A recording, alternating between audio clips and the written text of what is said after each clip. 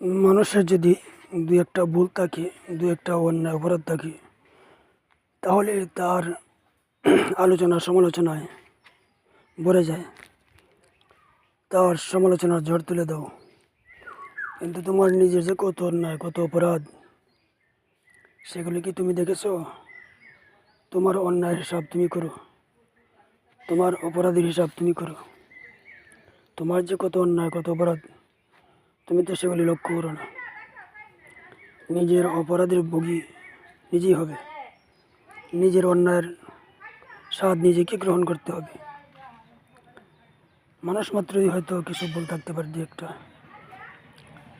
কিন্তু নিজের এত এত ভুল আর অপরাধ থাকা সত্ত্বেও তুমি যদি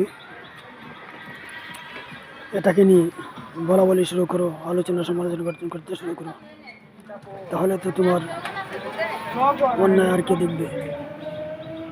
নিজের ভুল দেখো, নিজের অন্যায় দেখো।